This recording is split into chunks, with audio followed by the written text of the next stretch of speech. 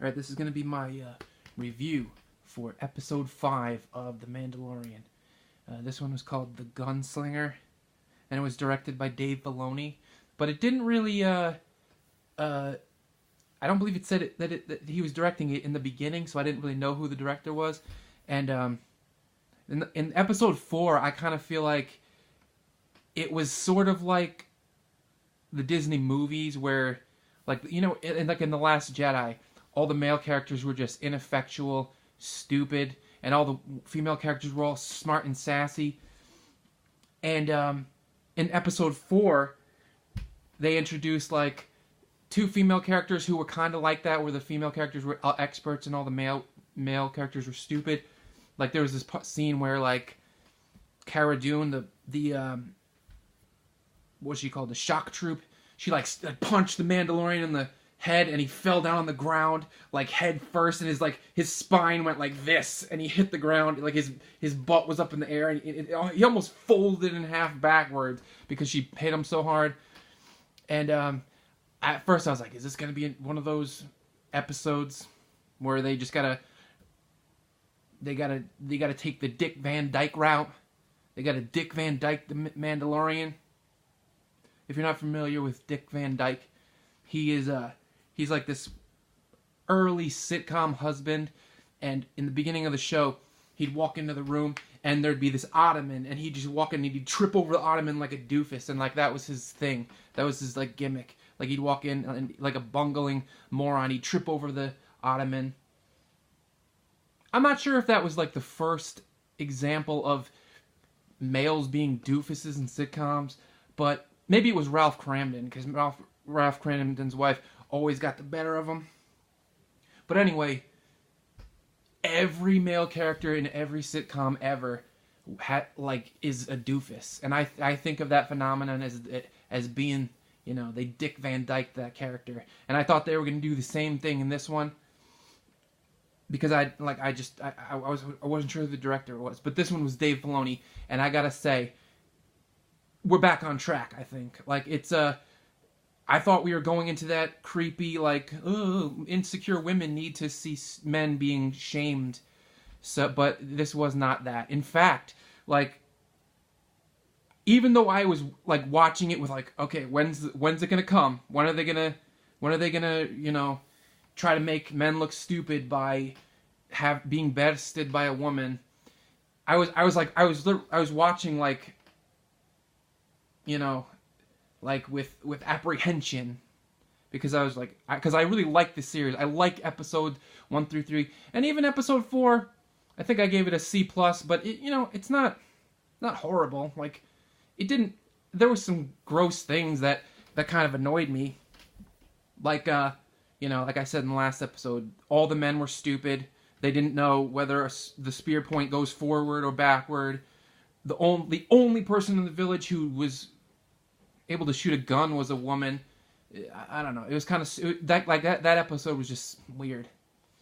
And I like in this episode 5, I was just like, in the beginning there was this female character who was just like cartoonish and quirky, and I was just watching this character, and I was like, this is not gonna be good. This is gonna be painful. It's gonna be gross.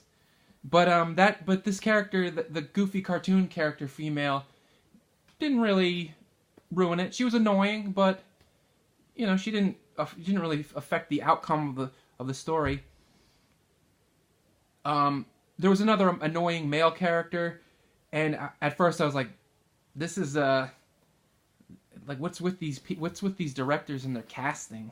Like, there's just so many goofy cartoon people. Like in the first few episodes, yeah, there was the blue Star Trek alien. He was kind of silly. I don't know. It just seems like there are a lot of actors in this series that are just like, they're silly sitcom characters, and I don't like that. Like the blue alien that was played by Horatio Sands from SNL. He was like a sitcom character. Like the coolest parts of this series are when they're out in the frontier and they're dealing with these, you know, frontier people that are deadly, and then lives are are in danger. Like, that's what's cool to me. But every time one of these silly characters comes in, and he's just like some fancy pants New York person who lives in New York City, who's just like quirky, and I don't know. Anyway, there was one of those characters in the beginning of episode 5, and she was annoying, but she went away. So I guess I didn't mind. And then there was another guy who wanted to work with the Mandalorian, and he was like, he just looked like he had this quirky New York City vibe. Like, I'm a suburban guy who doesn't know what he's doing.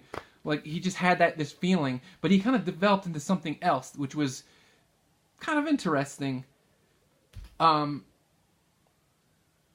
was a deadly female, but it was kind of weird because she didn't just get the better of all the men, and in fact, something else happened, and it was like, when it happened, I was like, what? How did this?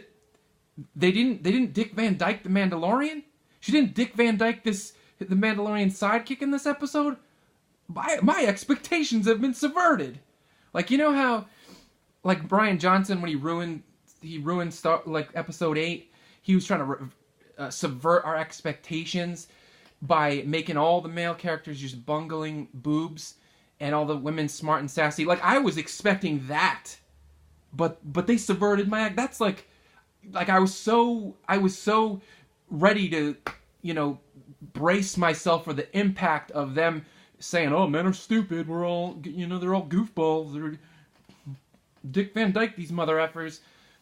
But that's not what happened, and I was just like, wow, that episode started off being silly and goofy, but then it went back to, like, grit, and that's what I like. I like the grit.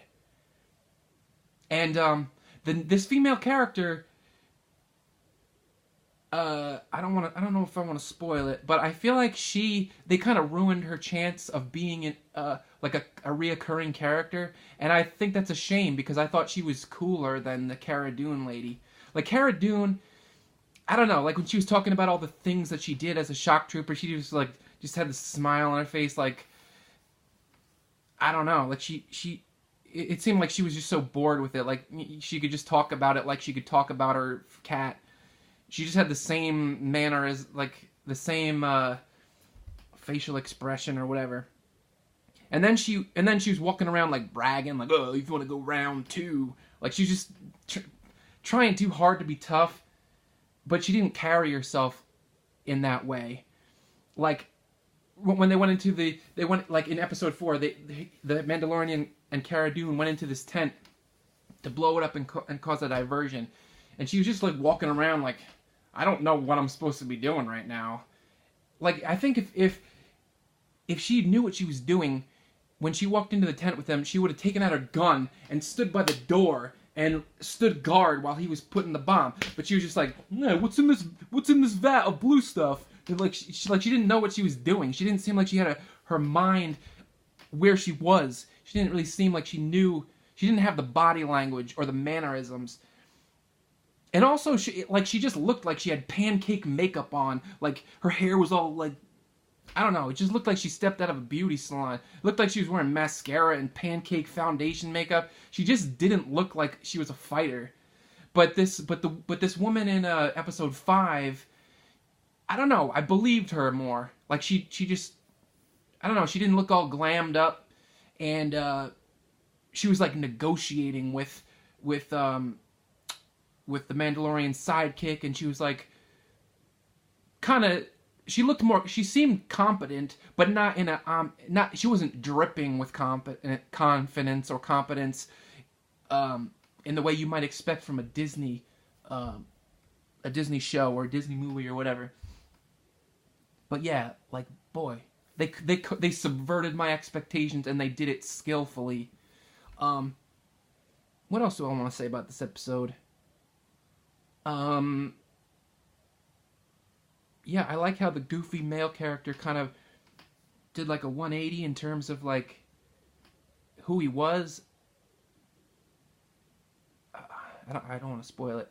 But, yeah, the episode, I feel like it felt very, it didn't really seem like it would have much influence on the plot. Like, in previous episodes, you kind of characterize the Mandalorian, introduce Baby Yoda at the end.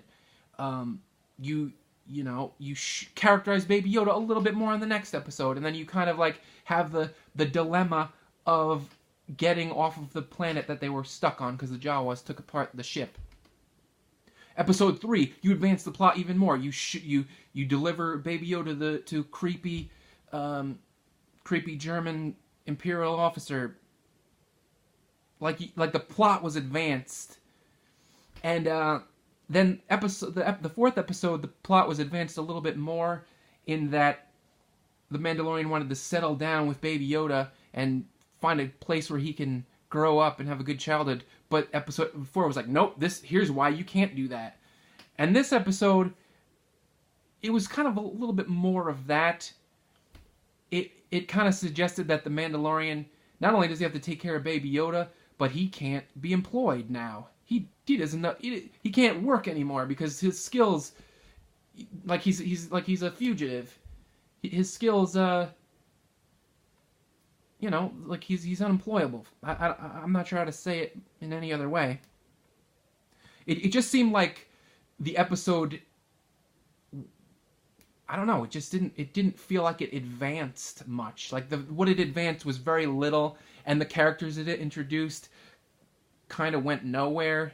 Not that it wasn't cool, not that it wasn't excited, not that it wasn't tense, because it was all of those things. It was good.